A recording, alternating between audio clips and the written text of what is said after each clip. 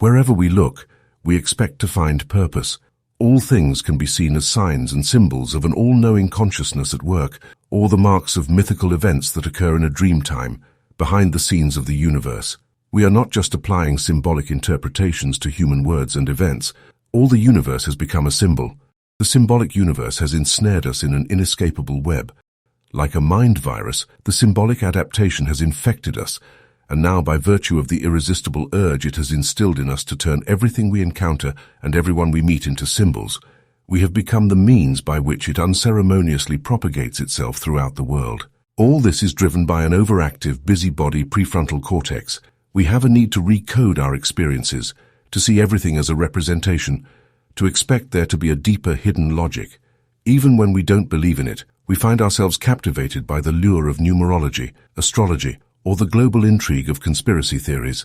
This is the characteristic expression of a uniquely human cognitive style, the mark of a thoroughly symbolic species.